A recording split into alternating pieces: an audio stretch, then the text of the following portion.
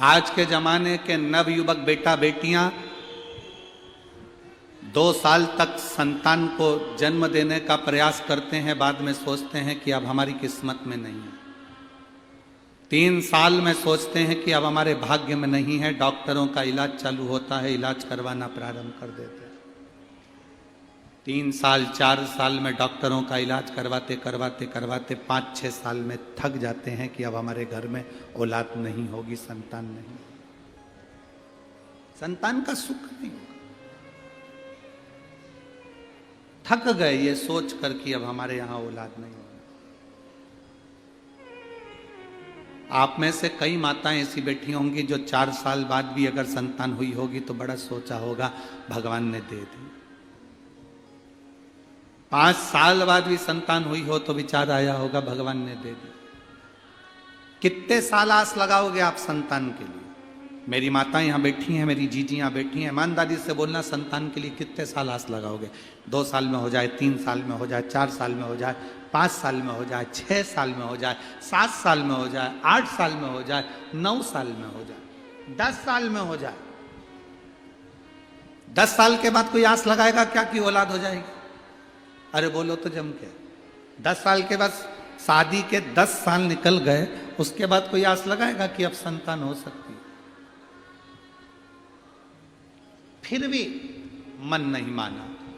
देवी देवता सारी दुनिया में धोख लगाए, प्रणाम करा, दंडवत करा, साष्टांग करा, कहीं से 12 साल निकल जाए, 13 साल निकल जाए, पर जिसके 20 साल निकल गए हों फिर क्या आस लगाओगे? और 20 साल के बाद भी 24 साल हो गए हों,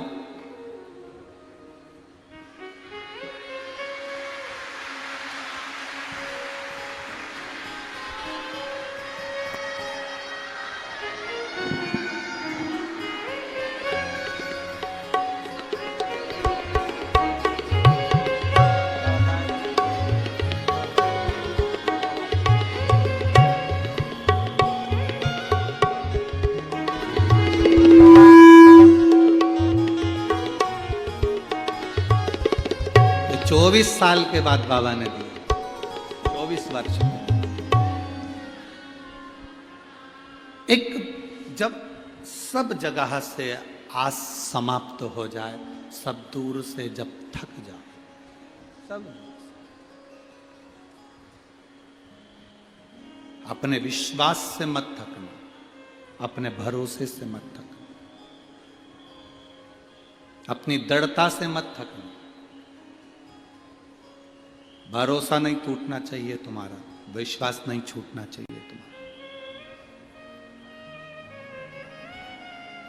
इस व्यासपीठ ने ना तो कभी आपको डराया कि आप नरक चले जाओगे, इस व्यासपीठ ने ना कभी आपसे कहा कि आप मरने के बाद बैकुंठ चले जाओगे।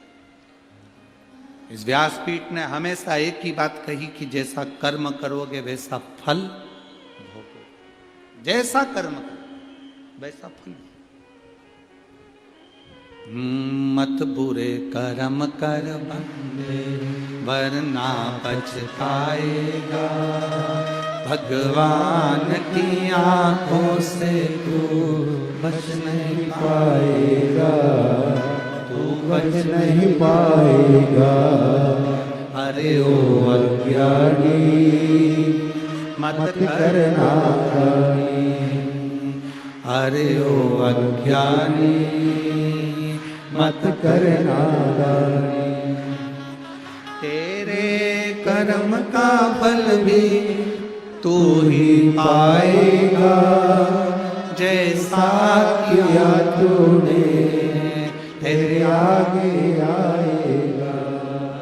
मत बुरे कर्म कर बंदे वरना पछताएगा, भगवान की आंखों से तू बच नहीं पाएगा, तू बच नहीं पाएगा।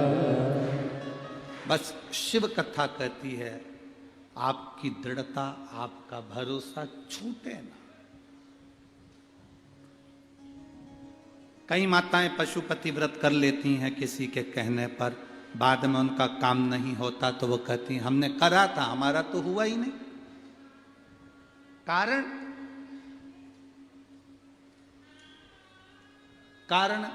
तुम्हारे अंदर विश्वास प्रकट नहीं,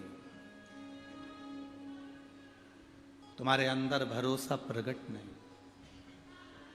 मेरी जीजियों, कथा सुनते सुनते जिस दिन तुम्हारे अंदर भरोसा विश्वास पक्का हो जाए, उस दिन तुम पशुपति व्रत करोगी या एक लोटा जल भी चढ़ाओगी तो तुम्हारा जो कार्य है वो सफल होकर ही रहेगा। पहले विश्वास तो प्रकट करो। सास का दिल जीता ही नहीं और सास की रकम चाहिए, दे देगी। जलगांव की दे सकती है, हमारे सीहोर की नहीं देगी।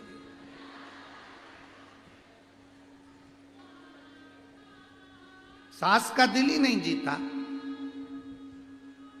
सास का आदर नहीं कर रही, सम्मान नहीं कर रही, उसको मां की तरह मान नहीं रही, उसको आदर नहीं दे रही, सम्मान नहीं कर रही, सत्कार नहीं कर रही, और आस लगा कर बैठी है कि मेरी सास मुझे रकम दे दे। पहले दिल तो जीतो, सास के प्रति विश्वास तो जीतो कि मेरी सास मुझे प्रेम करती है, मेरी सास मुझे आदर देती है, मैं भी अपनी सास को आदर दूं। ये भीतर का जब प्रेम प्रबल हो जाएगा तब रोम रोम संत हो जाएगा, सास तुम्हें तिजोरी की चाबी दे दे।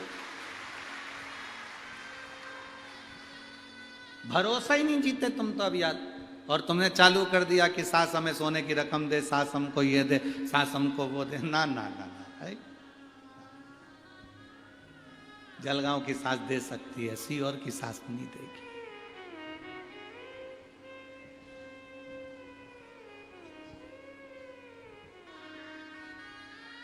सीहोर की सास से मतलब क्या है? हमारा कुबेरेश्वर महादेव, जब तक उसके प्रति तुम्हारी भक्ति और विश्वास दृढ़ नहीं हो जाता, तुम्हारा भरोसा पक्का नहीं हो जाता, तब तक वो देता ही नहीं। जिस दिन भरोसा हो गया तो सब लुटा देता है। जिस दिन भरोसा पक्का हो गया, दृढ़ता पक्की हो गई, उसने दे दी।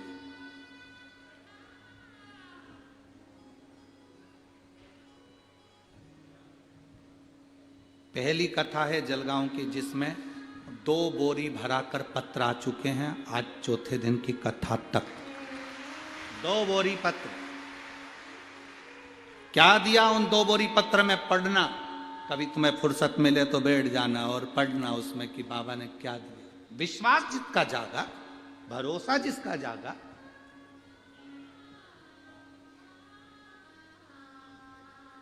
मार मार कर कहा जा रहा है पशुपति व्रत कर ले, सोमवार को लोटा भर के जल चढ़ाया कर, शिव जी के मंदिर जाया कर। अंदर से प्रेम ही नहीं, अंदर से विश्वास ही नहीं, तो क्या फायदा? पर मेरा विश्वास कहता है, इस व्यासपीठ से हमारा विश्वास कहता है, आप जो लाखों की संख्या में कथा सुनने के लिए आए हो, टीवी पर, आस्था चैनल पर इतने चैनल आते हैं, सारे चैनल छोड़कर 2 बजती है और आप कथा के लिए इतने आतुर हो जाते हो कि टीवी आंख खोलकर, मोबाइल खोलकर ऑफिस में बैठ जाते हो। यह हमारा विश्वास कहता है कि आपके अंदर विश्वास जागा है। आपके अंदर विश्वास जागा है मतलब आप यहां से कथा सुनकर जाओगे, दिल से प्रार्थना कर कर जाओगे, तो तुम्हारे अंदर जो विश्वास जागा है, तुमने बाबा से जो झोली पसार कर मांगा है, ये विश्वास कहता है कि अगली कथा जहां होगी वहां तुम्हारा भी लेटर, तुम्हारा भी पत्र वहां पर होगा। ये निश्चितता है, ये भरोसा।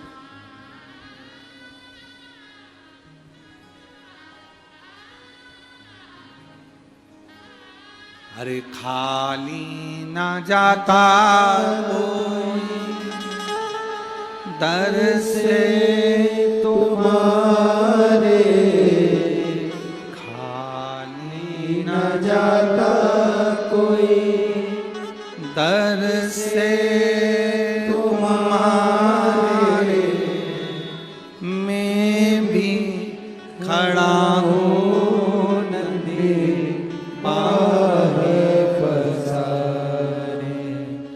अपने हृदय लगा लो, लगा लो, गिरा जा रहा हूँ, उठा लो, भोले अपने दर से अब तो ना टालो, गिरा जा रहा हूँ, उठा लो। शिव कथा कह रही है, भगवान ओगढ़दानी का संवाद कर, शिव महापुराण की कथा कर। विश्वास जगाइए अपने भीतर, विश्वास, भरोसा। महाराज कामदेश के राजा सुदक्षण उनकी धर्म पत्नी के साथ सिंहासन पर बैठते थे और न्याय देते थे। न्याय देने के पहले उनका एक निर्णय था, दरवाजे पर कोई मांगने आएगा तो 108 बार नमः शिवाय, ओम नमः शिवाय कहे।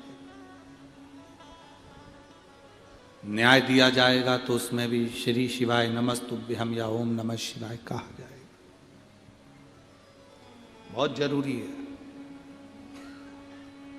आप भी एक नियम बना लो, जलगांव की इस पवित्र कथा से, बड़े जटाधारी महादेव की इस पवित्र भूमि से, कि हम भी एक नियम बनाते हैं, हमारे दरवाजे पर अगर कोई मांगने आएगा तो पहले उसके मुख से हम नमः शिवाय, ओम नमः शिवाय या श्री शिवाय नमस्तुभ्यम कहलवाएंगे। रोटी का दान देने से पहले, धन का दान देने से पहले, अन्न का दान देने से पहले, सामान का दान देने से पहले हम नाम का दान देंगे। नाम का दान, राम नाम दे दो, कृष्ण नाम दे दो, शिव नाम दे दो, हरि विठ्ठल दे दो, पांडुरंगा दे दो, या तुम्हारा मन करे तो श्री शिवाय नमस्तुभ्यम दे दो। हम पहले नाम का दान करें, पहले हम नाम दान देंगे।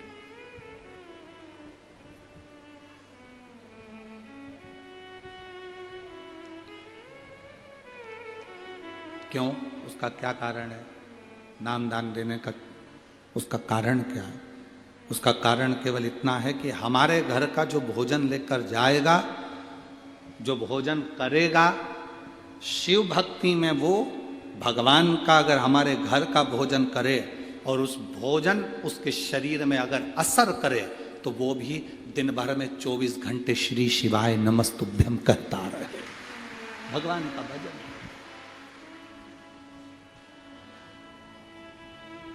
अभी एक महिला की वीडियो जलगांव की चल रही है।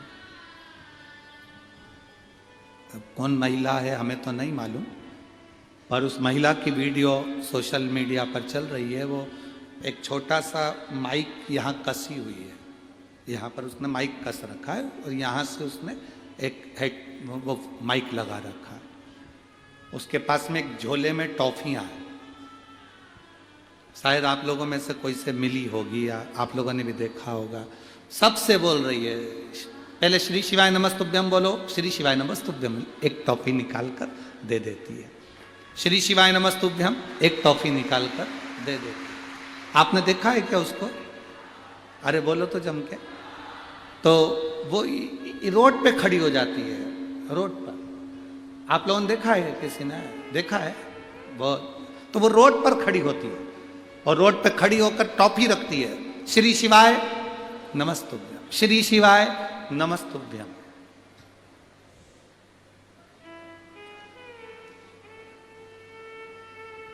जब सोशल मीडिया पर वो वीडियो चली तब हमने हमारे बच्चों को भेजकर पूछवाया, जरा पता करो कि वो कितनी टॉफी देती है, कितनी टॉफी। तो प्रतिदिन 1008 टॉफी वो लेकर चलती है प्रतिदिन। अब 1008 लोगों से श्री शिवाय नमस्तुभ्यम कहलवाना, फिर उनको टॉफी देना, उनका मुंह मीठा कराना, और खुद भी बोल रही है, सामने वाला भी बोल रहा है।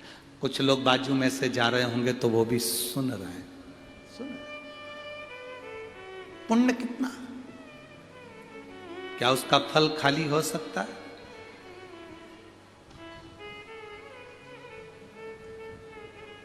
आते भी राम कहो, जाते भी राम कहो, सुबह और शाम कहो, जय जय सीता राम कहो।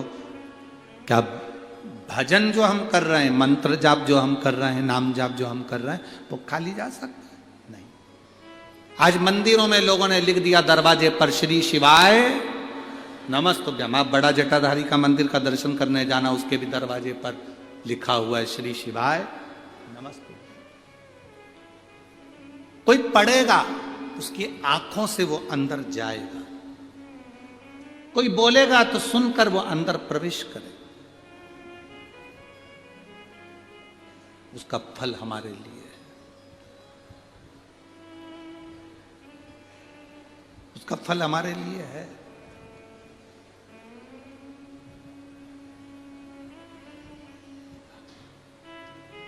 हम जपते हैं श्री शिवाय नमस्तुभ्यम, हम जपाते हैं श्री शिवाय नमस्तुभ्यम, हम जपते हैं श्री शिवाय नमस्तुभ्यम, हम जपाते हैं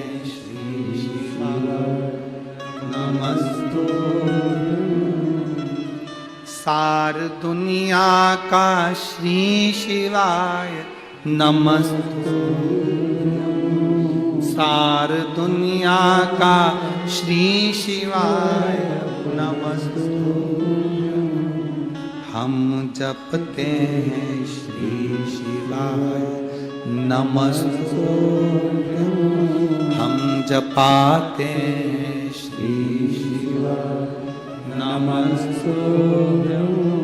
हम शिव को हर पल नमन कर रहे हैं। श्री शिवाय नमस्तुभ्यम का मतलब है शिव तुमको नमन है, तुम्हें नमस्कार है।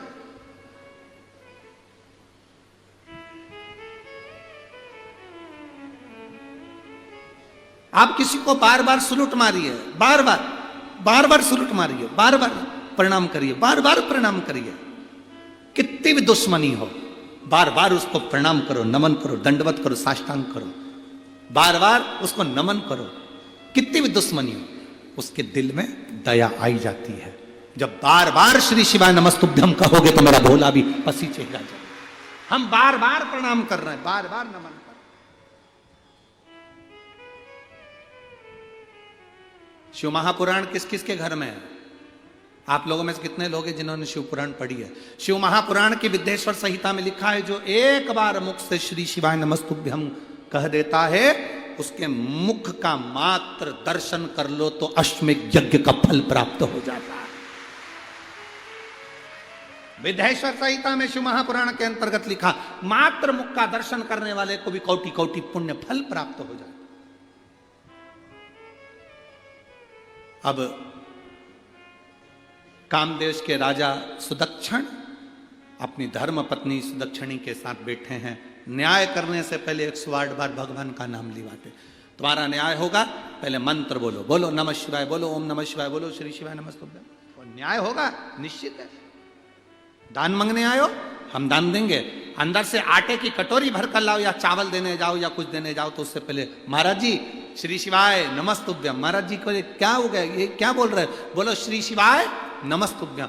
आटा दो, उसके पहले श्री शिवाय नमस्तुभ्यम होना चाहिए। चावल दो, उसके पहले श्री शिवाय नमस्तुभ्यम होना चाहिए। भंडारे में भोजन कराओ, रोटी दो, पूड़ी दो, सब्जी दो, चावल दो, उसके पहले श्री शिवाय नमस्तुभ्यम होना चाहिए। खाने से पहले श्री शिवाय नमस्तुभ्यम होना चाहिए। हम जो अन्न खा रहे हैं वो अन्न किसी का भी हो, हमारे अंदर जाकर पवित्रता का भाव करे और हमारे हृदय में भक्ति का संचार करे।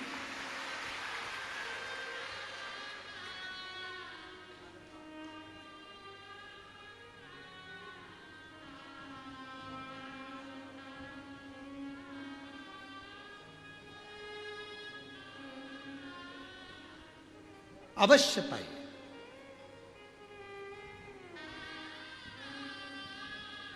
महाराज राजा सुदक्षण न्याय करने के लिए बैठे थे। न्याय देने से पहले उनके मुख से निकला हुआ मंत्र का स्मरण सुख देता। एक दिन राजा सुदक्षण घोड़े पर सवार होकर मृगा करने के लिए वन में पहुंच गए, रास्ता भूल गए, मार्ग भूल गए। राजा सुदक्षण मार्ग से भटक गए।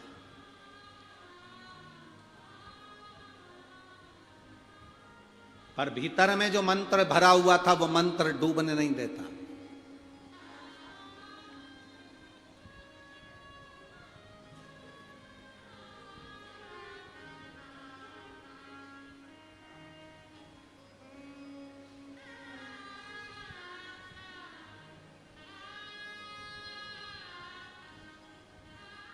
हमारा तो केंद्र में बैठे हुए सनातनियों से केवल इतना सा निवेदन है,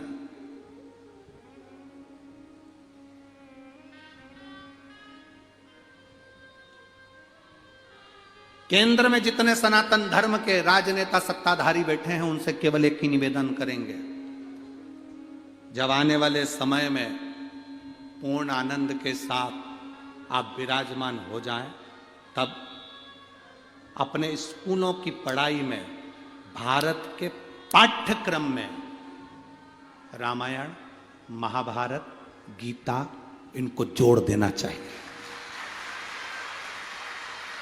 भारत के पाठ्यक्रम में छोटे छोटे बच्चों के दिल में राम कृष्ण, क्योंकि हमने जो पढ़ा, आपने भी पढ़ा होगा, हमने भी पढ़ा, हमने जो पढ़ा केवल ये पढ़ा औरंगजेब कौन था, बाबर कौन था। हमने जो पढ़ा वो हमने केवल उनको पढ़ा। आने वाले भारतीय पाठ्यक्रम में, भारत की इस विद्या में रामायण, गीता और महाभारत होना चाहिए, जिससे नवयुवक बच्चे पढ़कर विद्वत हों कि कृष्ण कौन है, राम कौन है, भगवान राम का आनंद क्या है, वन जाने पर उन्होंने किससे मिलन किया, शबरी के दरवाजे पर बैठकर झूठा बेर खाया, यह पाठ्यक्रम में होना चाहिए। छोटे छोटे बच्चों के हृदय में वो चीज पहुंचना चाहिए। पाठ्यक्रम में पहले जब हम छोटे थे उस समय पर लिखने को आता था गाय का निबंध। आपको आता था कि नहीं आता था? जम के बोलो जरा। पहले छोटे थे तो लिखने को आता था गाय का निबंध, गाय का निबंध। हम लिखते थे गौ माता के 4 पांव होते हैं, 2 सींग होते हैं, लंबी पूंछ होती है। गाय के ऊपर हम मनन चिंतन करते थे कि और क्या क्या लिख सकते हैं। बोलो री जीजियो, सही है कि गलत है? अब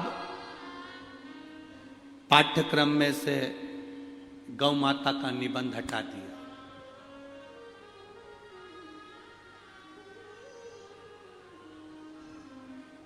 दूसरा निबंध लिखो, मैडम हेरी का निबंध लिखो। फिर लिखा चार्ली का निबंध लिखो। फिर उसका निबंध लिखो। कोई राजनेता का निबंध लिखो, कोई सत्ताधारी का निबंध लिखो। कोई राजनेता का निबंध लिखवा रहा है, कोई सत्ताधारी का निबंध लिखवा रहा है, कोई किसी का निबंध लिखवा रहा है। हमारी गौ माता को सो पाठ्यक्रम में से निकाल कर बाहर कर दिया। पहले छोटा छोटा बच्चा जब गौ माता का निबंध लिखता था तो गाय के प्रति प्रेम जागृत होता था, तो दरवाजे पर आई हुई गाय को एक रोटी देकर भेजता था। अब वो प्रेम जागृत नहीं है। अब हम कह रहे हैं गौ माता की रक्षा करो, बच्चों से कह रहे हैं गौ माता की रक्षा करो, गौ माता की सेवा करो। बच्चों के अंदर से फीलिंग ही नहीं आ रही है।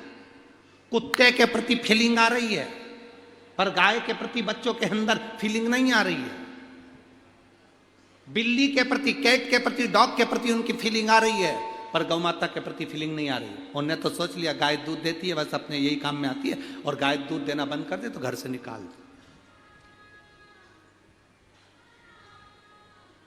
मैं पूरे महाराष्ट्र को धन्यवाद देता हूं कि आपके यहां साल में एक बार बेल की पूजन होती है, जिसको पोला कहते हैं।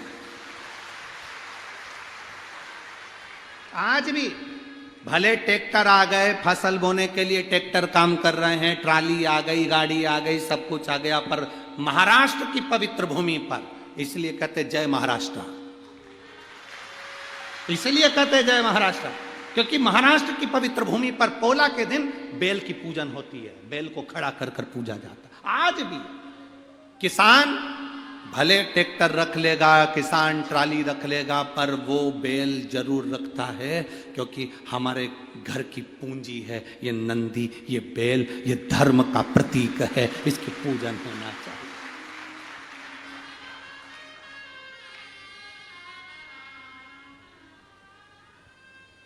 भूल जाए भाई, दुनिया में सब दूर जाओ और बड़े बड़े संतों से भी कहेंगे, हम साधुओं से भी कहेंगे, गुरुओं से भी कहेंगे, तुम दुनिया में बहुत सारी जगह जाना, पर एक बार महाराष्ट्र की धरा पर आकर देखना, जो संत का सम्मान महाराष्ट्र करता है उसके बराबर कोई नहीं कर सकता। जो संत का सम्मान, साधु का सम्मान, गुरुजन का सम्मान जो महाराष्ट्र करता है वो कोई नहीं कर सकता।